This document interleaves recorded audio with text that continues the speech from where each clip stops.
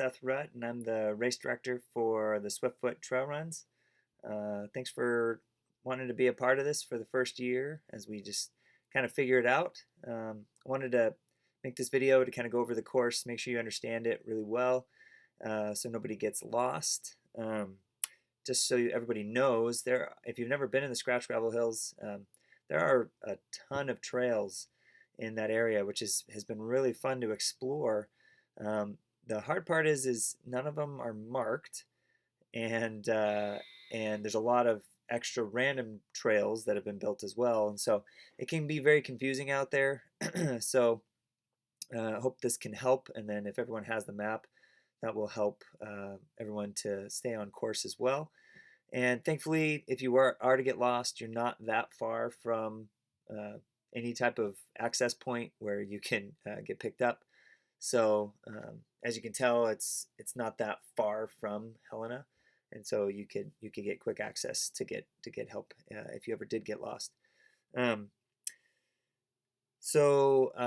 as I've kind of worked through the process of getting this race put together, it's been a challenge with some of the permitting as well, because there's a lot of random spots in the Scratch Gravels that are private land, and so that's made it difficult. So there's a couple sections where um, I wasn't able to do what I wanted to do for which trails to use, but instead had to go some different routes.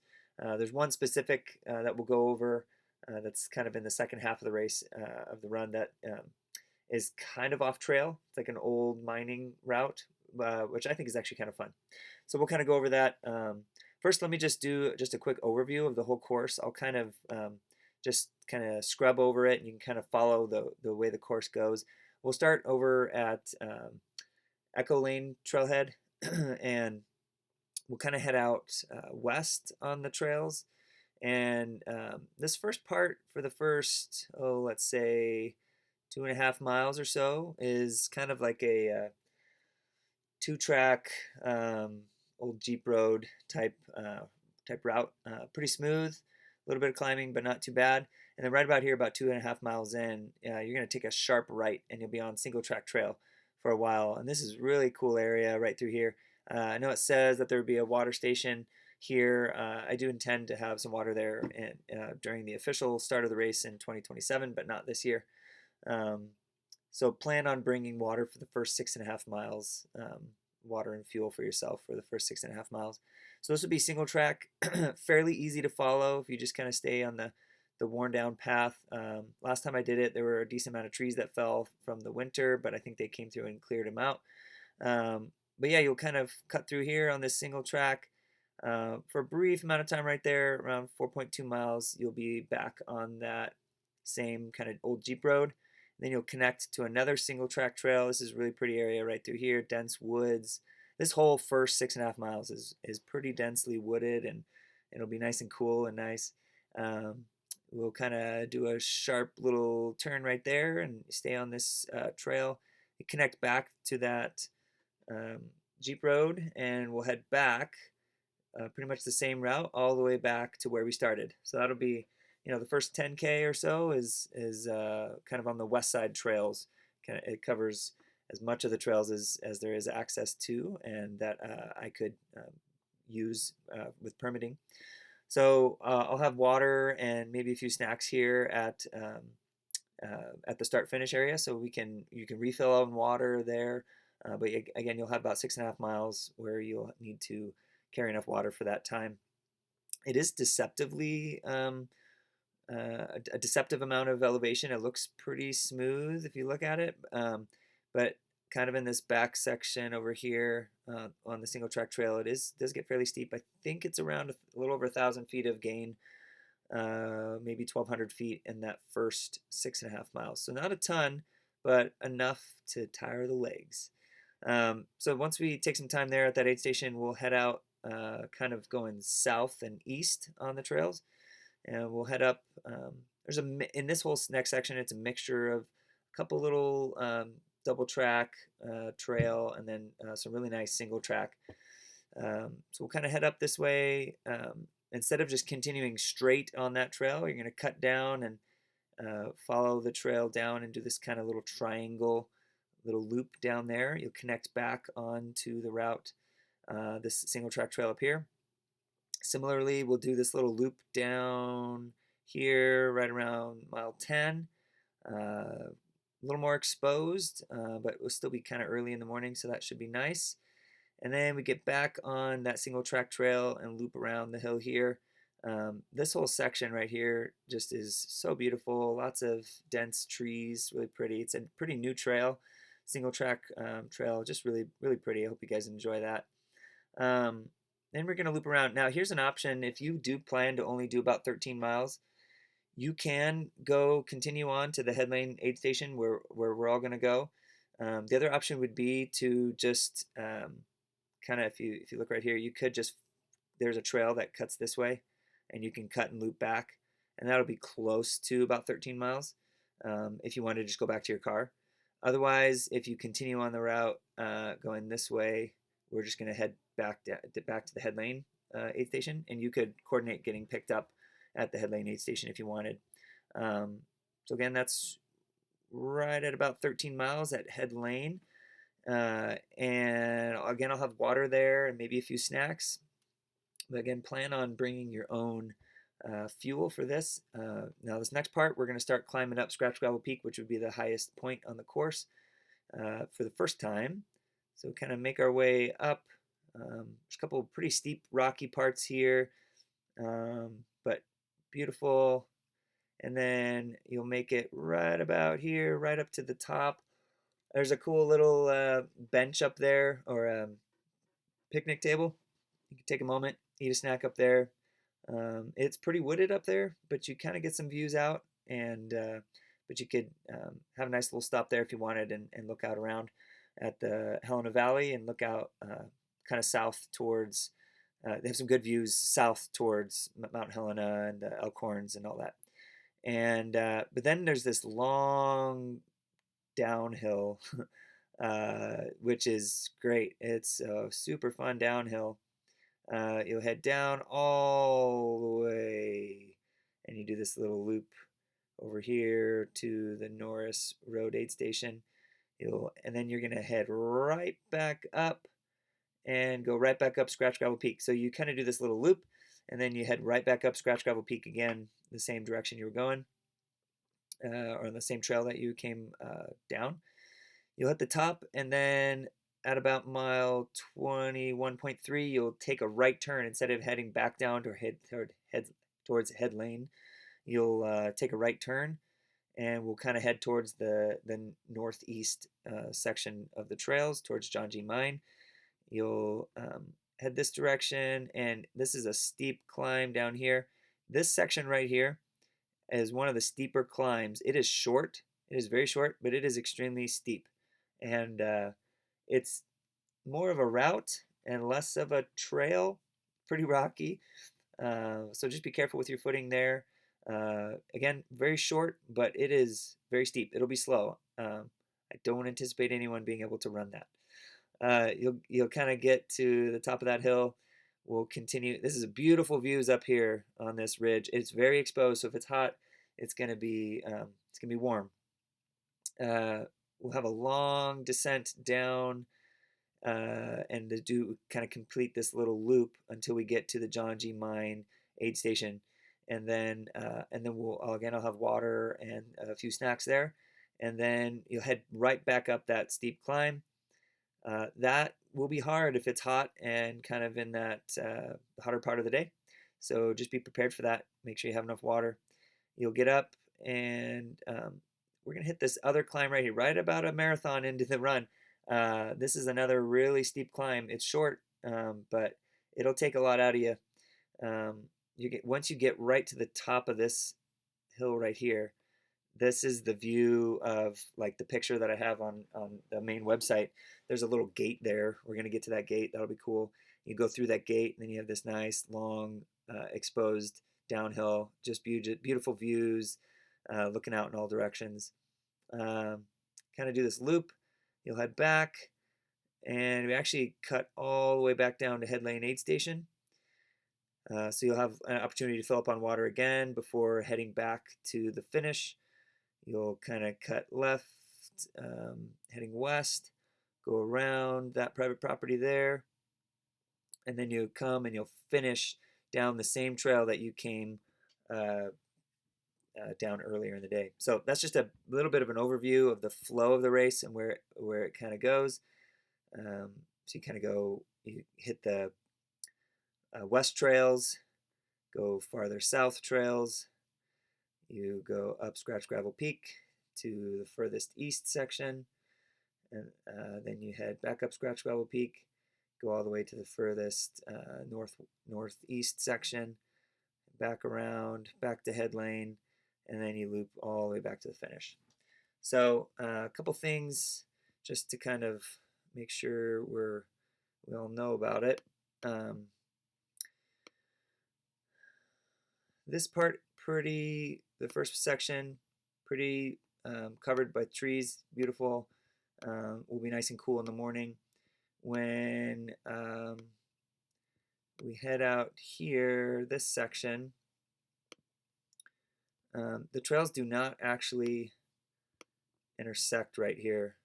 So you'll kind of cut this way and go down, but then once you're looping back, you don't really hit that same spot and you'll cut through that way. So just be aware of that. It's close, but you don't kind of connect. Here on this second little loop you do down here, you do come this way, you do this loop down here, and then you have a short, I don't know, maybe 20, 30 yards section where you're back on that same route that you were on, and then you cut right. So just so you guys know about that.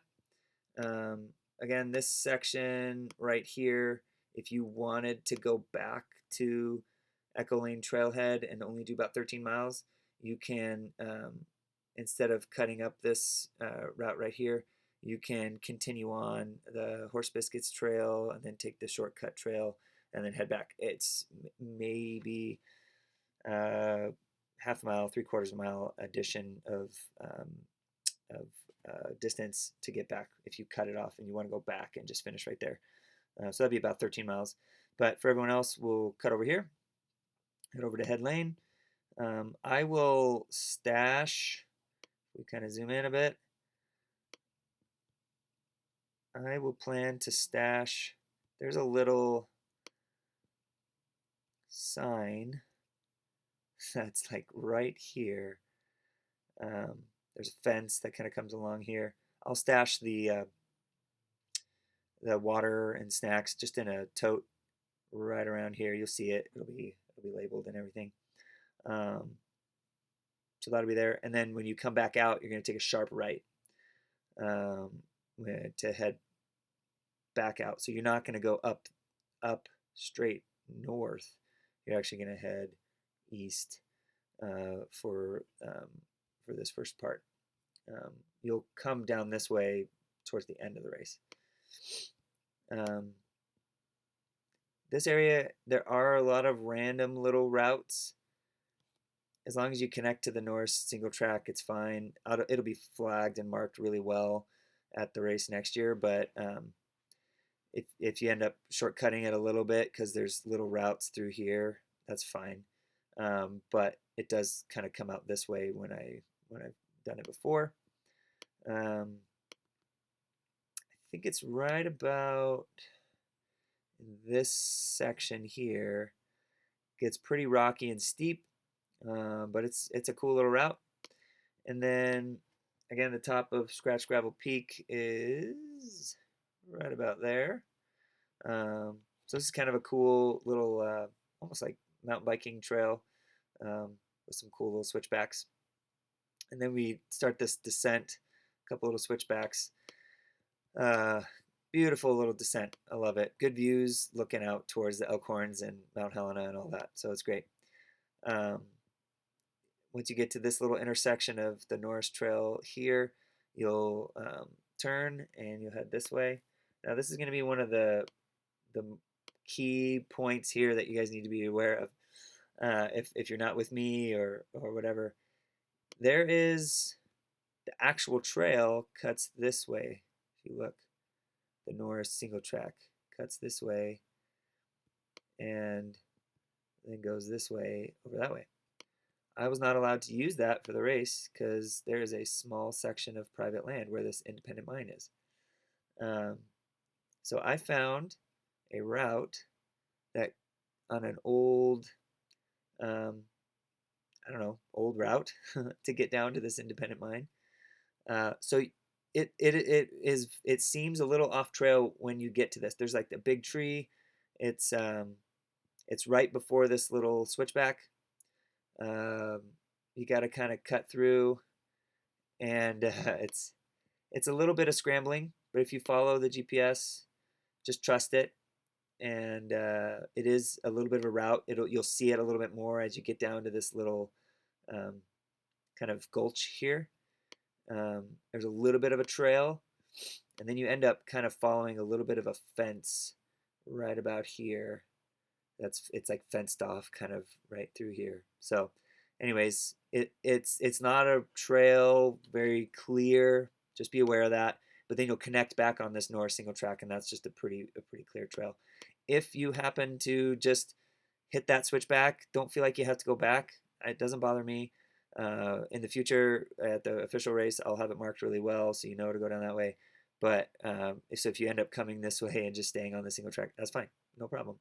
Um, then you'll kind of cut down this trail, cool little gulch there. This is where I'm going to actually put um, the food and water, or little snacks and water right here at the crew access point because you'll get to hit it then twice. Uh, so if we zoom in, there's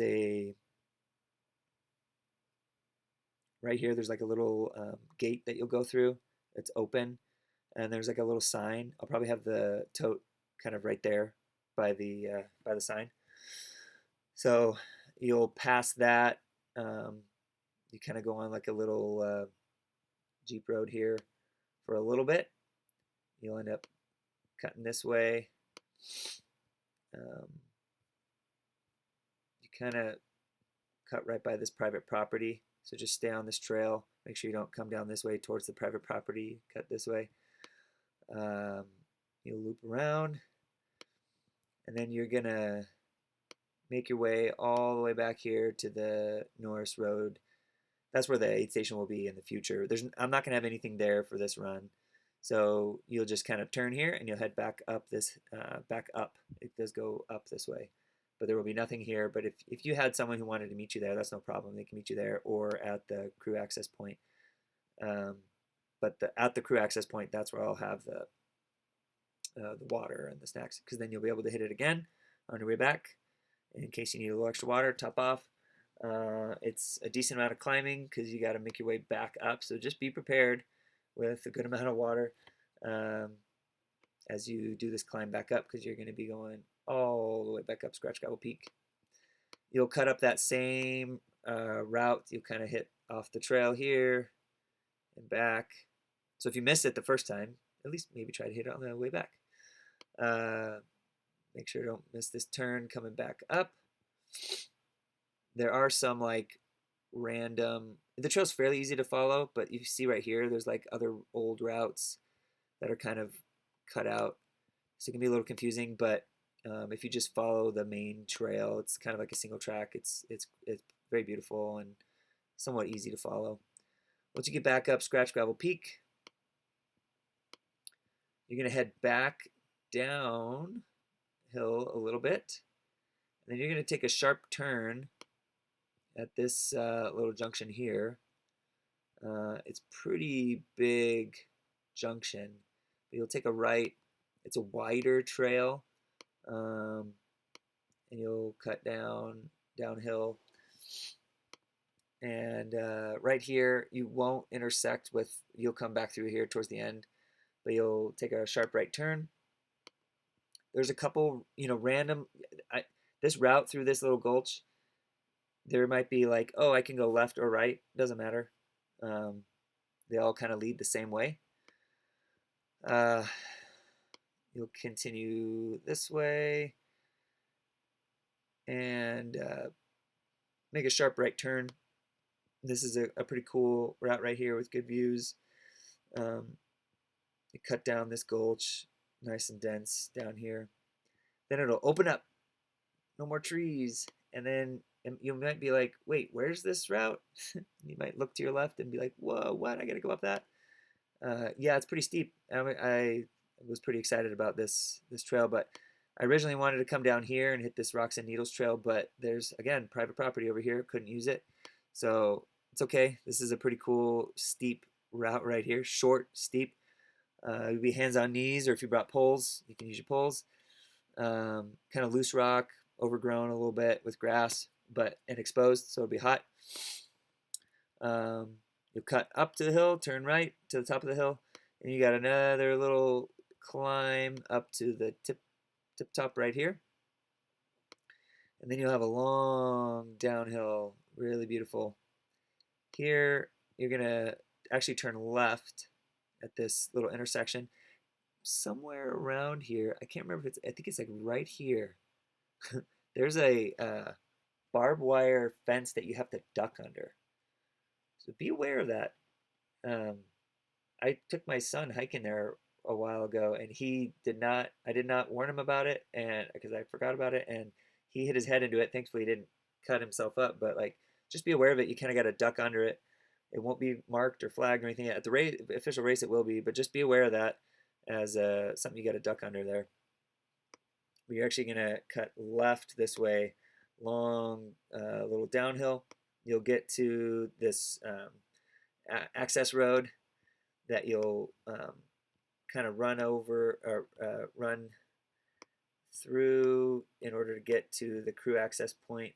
I won't have um, the water there, water and snacks, but you come up this road up to the John G. Mine aid station, and zoomed in, there's going to be a sign. It's like right here, and I'll put the tote right there, so you can get the water. So you cut through there. If anyone wants to come and check on you, welcome to come to John G. Mine aid station there. It's a nice big trailhead. Then you'll kind of loop back up.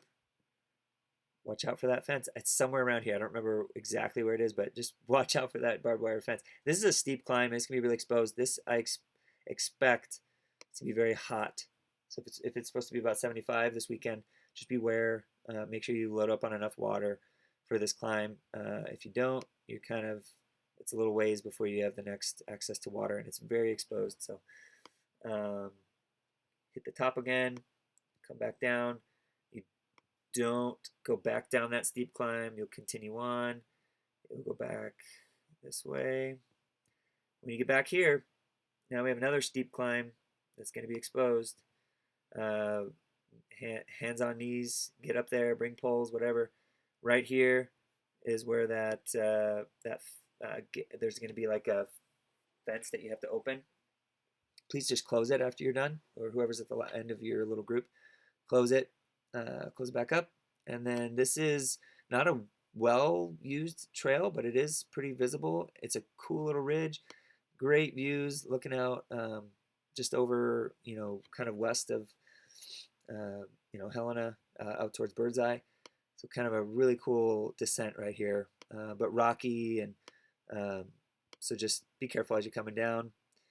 You come down here, and you'll turn through this gulch.